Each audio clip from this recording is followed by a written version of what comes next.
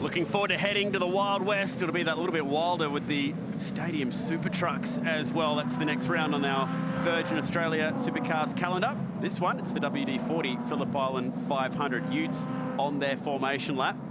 Good news for West Aussie mums, it doesn't clash with Mother's Day this year. And that's a first, because it normally does, doesn't it? So it's bad news for my mum, who's been dragged along to that one every year. I think it's only fair you shout them to a day at the races. It's a great way to spend Mother's Day, Father's Day, clashes with Sandown 500 quite often. So looking there at car number 2, Richard Mork, a veteran of Australian motor racing, a little bit further back in the field. Yeah, this is how they'll line up. Roll Harris, who'll be on pole position here. He'll start alongside Mason Barbera. Now, a bit of bad blood maybe between those two after their little qualifying skirmish. Let's hope that this continues on for this race here. We've got Kim Jane behind them on that second row, and Marcus Zakanevic is the other fast driver to watch out for, quickest in one of those practice sessions. So should be firing through this field. We've got 4 drivers who, let's be honest, have quite a bit of a performance advantage in this race. Barbera, Harris, Jane and Zakanevic would be those drivers. A reminder, this is not a championship race for these guys, no points on the line. It's a non-championship event, and we'll also see them at Winton. So good news for the local fans coming out Ned Kelly country. We'll see the Utes for the final time there at Winton. Hopefully we can get a few more cars there too, Chad. It's a great little circuit for the Utes. They've done a lot of testing there over the years. A lot of the parity testing has been conducted there between the Holden and the Ford, trying to make sure the cars are even. I actually was involved with a lot of that parity a few years back for these cars, and they're actually fun to drive around Winton. So you mentioned that it's not a championship round, but do you think that matters to any of these guys? Absolutely not. They'll be going for sheep stations. They're at the V8 Supercar WD-40 Phillip Island 500. They're on tally. They don't care. They're going to have a go, particularly Roll Harris and Mason Barbera. I don't believe for 1 minute that he didn't have something to say in the window when they had a little... Well, it wasn't a coming together, but it could have nearly been in qualifying. So if you miss qualifying, Barbera tried to go around the outside of Roll Harris at turn 3 at about 200 k's an hour and had this huge lose. Ended up in the gravel trap. The rear end of the tray came flying off in the wind. And check this out, bit of mind games here from Mason Barbera as he lets Roll Harris just sit there and stew a little bit longer before he pulls up alongside him. Here they are, teammates. Not racing for points, but definitely a bit of pride on the line. Also, remember, Mason has just jumped out of the Dunlop series. There's a new tray on that because it broke in half in qualifying, but he's just come out of the Dunlop Super 2 series. So very different driving styles. So let's see how he adapts within the first lap. He has to watch his brake pressure, which is the critical difference. Check out where Barbera's car is pointed straight across at Harris. Doesn't matter though, because Roll Harris skins him alive on the start. Great start from the 3-time champ. Kim Jane leaps up too. Maybe a bit of a rub between the front guys. It looked like it, didn't it? Harris had a bit of a wobble, so I think Kim Jane had a bit of a sniff down the inside. Not a lot of room there. Skipperus on the outside. Marcus Zakanevic just starting from pit lane, so he's just left the lane, so a lot of ground for him to make up.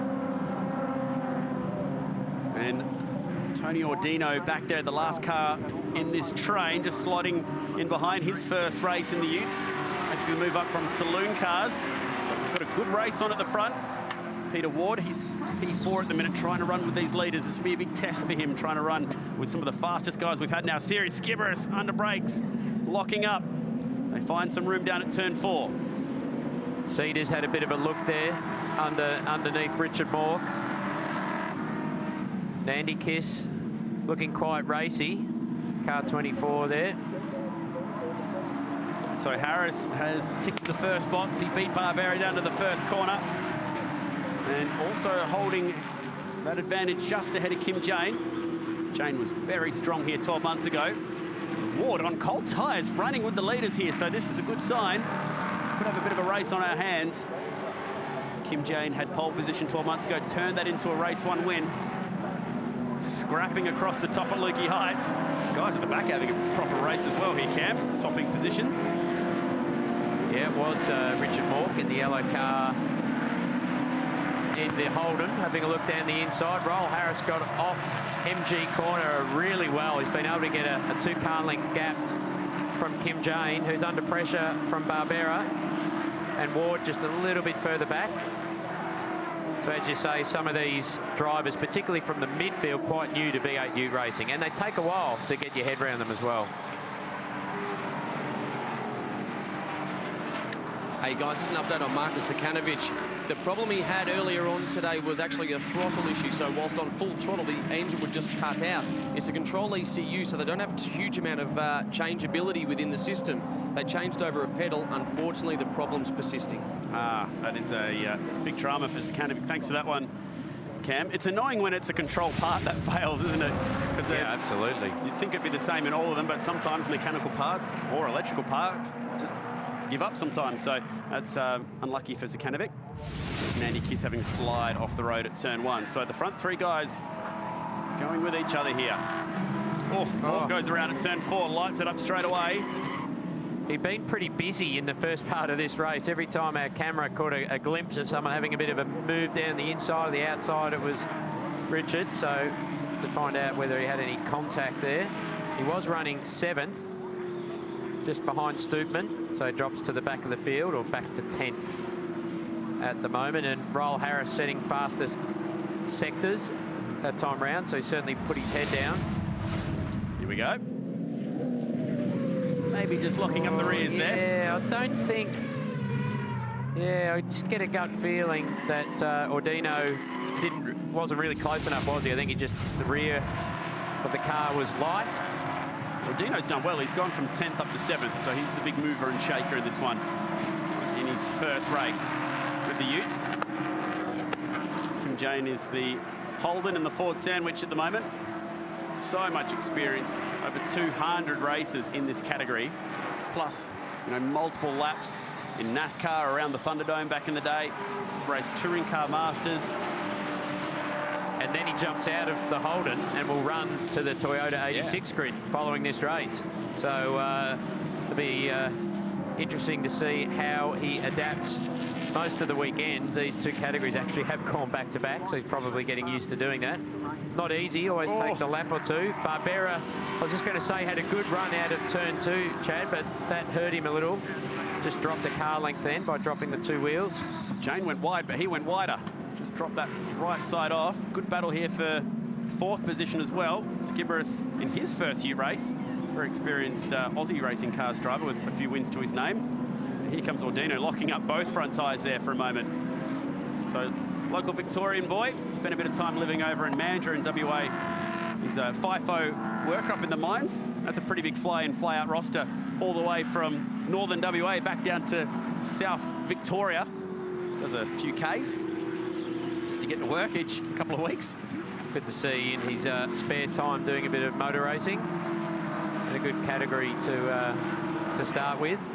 So Winton, as you mentioned, Chad, the next round on the V8 Supercar calendar in May, late May. This was a big lockup. So it's the outside tyre, the left front, that has load on it, unfortunately. So that'll certainly do damage. He'll have quite a bit of understeer as he goes around right-handers now. They don't take very well to locking up the Yokohama compound. Certainly not a big one like that. Flying down the Wayne Gardner front straight here at Phillip Island. Barbera is really in the tow here. Turn 1 is a brave place to try and make a move stick. Now, these two also have a bit of history.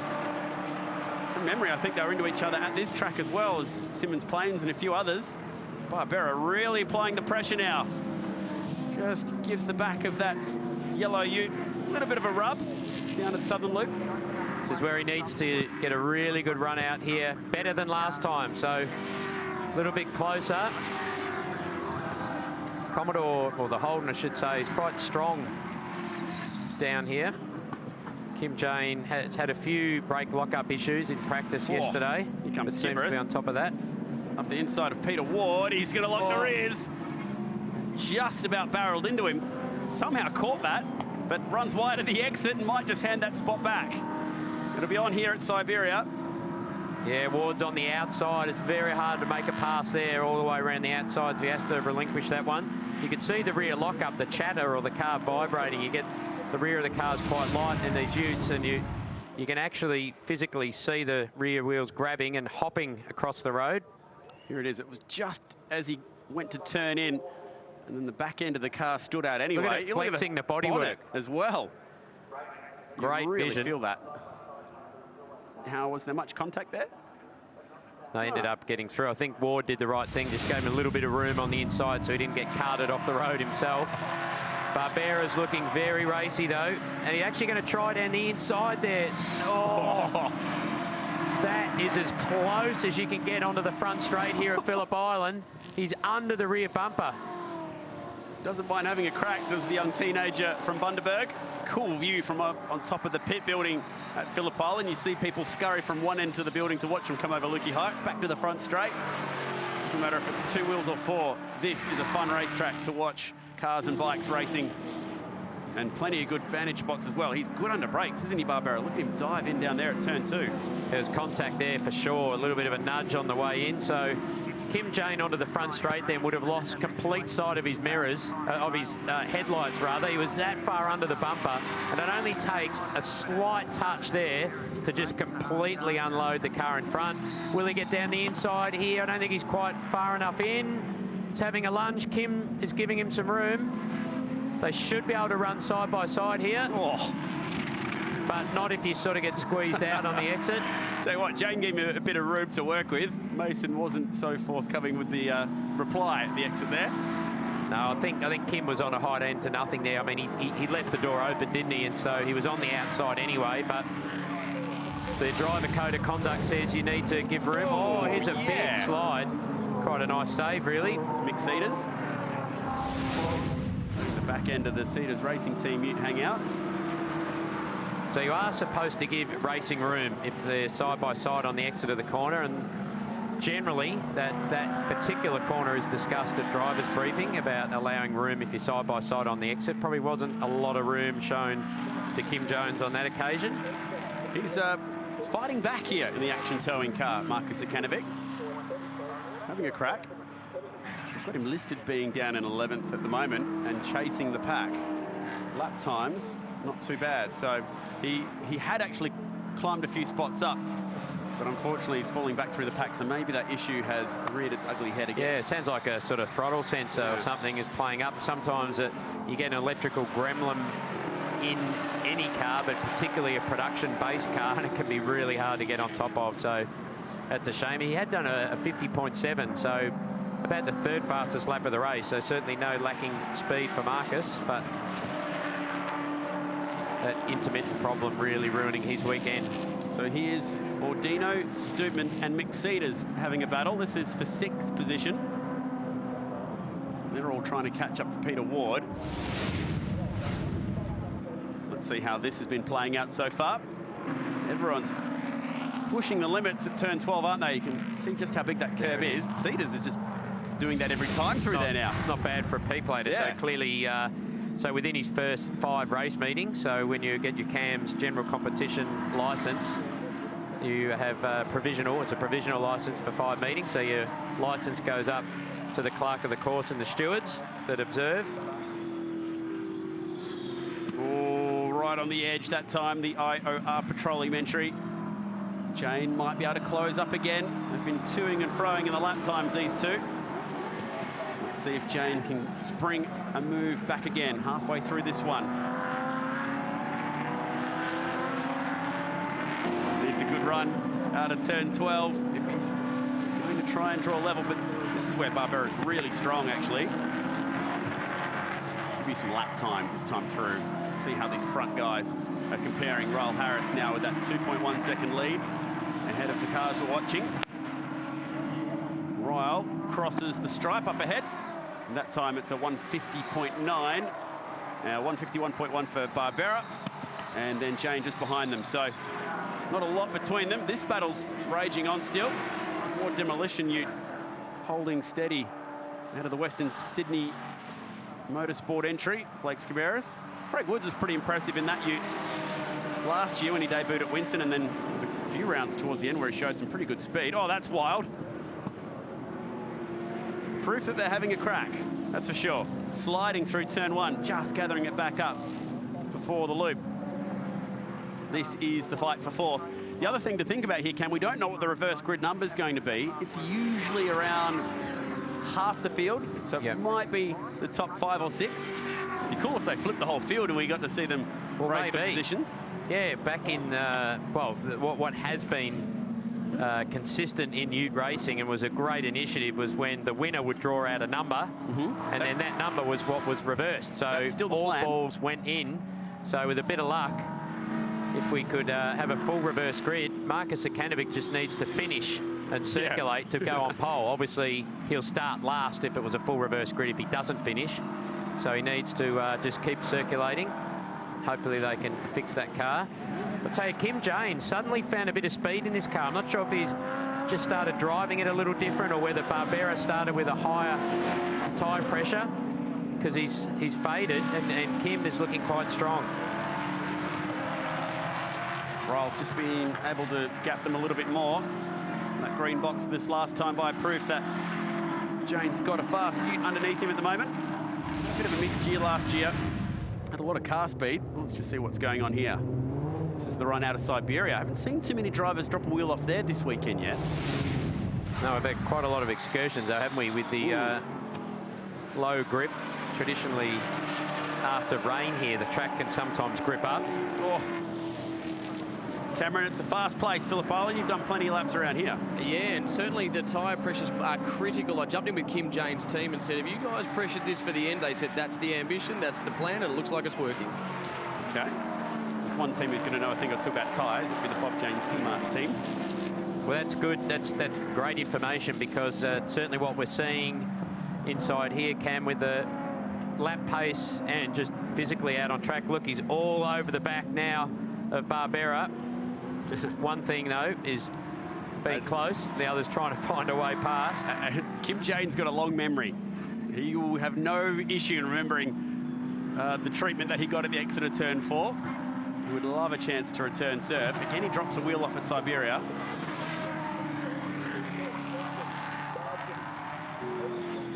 Run through the hay shed. It's fast through here.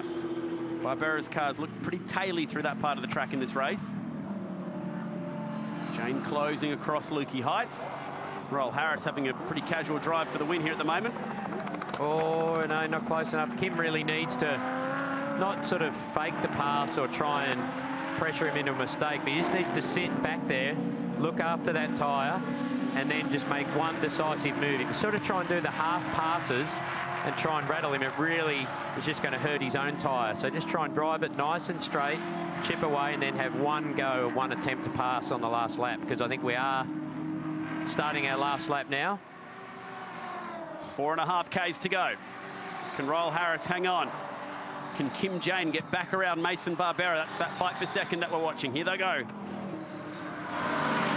230 kilometres per hour. That's the speed just before they get to turn 1. Turn 4 will be the place to do it if he can get close enough here. Also, this battle for fourth, Cameron, still looking good on the last lap. Yeah, guys, great to see two different strategies mean you're in the same spot of track as well. I jumped in with Rod Dawson that just said, yeah, we did pressure up for the start and we're just trying to hang on at the moment. So, guys, it all comes down to the last few turns. Those pressures and temperatures for Barbera are getting pretty high. Jane knows this is the time. He locks it up but gets the rear turned in. Can't quite hold it where he needs to. And Barbera once again will have a chance to run him out of road there at turn 4. Oh, Jane will be furious with himself. The door was open, couldn't quite get the job done. You know what, good on him for here we go, having it's a still go. on turn 4. Same thing happening with Peter Ward. I was just about to say he's driven really well, hasn't made a mistake all race. That's the high line through there. Blake gets through. So Kim had a go, you know, you saw he had a little bit of an inside front lock. Then I think he got off the brake to save that, and then the rear went. So he was very busy. He was on the absolute limit of adhesion under braking down there and couldn't quite make the pass. I think Mason was a little cheeky on the way out again, but Kim, I think, was heading out that way anyway. It's good racing, those two having a 9-lap staring contest around this one. But we're also watching the tailgate of Royal Harris disappear into the distance. Nearly a 3-second gap back to his teammate, and he'll turn pole position into a race win. No one has won more races in the Utes than this man. He knows how to get the job done. First race for this guy since early December, and he wins it. He is very good in this category. Roll Harris gets the win from his teammate Mason Barbera. Kim Jane home for third in that awesome scrap. And it'll be Blake Skibberus, fourth in his first ever ute race. That is not a bad effort. Yeah, nice drive. Just sat there, put a bit of pressure on Peter Ward, who hangs on for fifth. I think Tony Ordino will bring it home in P6. Yeah, Ordino on debut, getting the nod ahead of Cedars and Stoopman, who are also out there having their first crack. And Andy Kiss back in ninth. Richard Mork spun around, and that's why he'll wrap up the top 10. But that battle raged throughout. Mason Barbera getting the nod over Kim Jane, and the other good battle was between Skibberus and Ward. It was Skibberus who just got his way there towards the top. Zekanovic will wrap up the field. That's the first of 3 races for the V8 Utes here this weekend.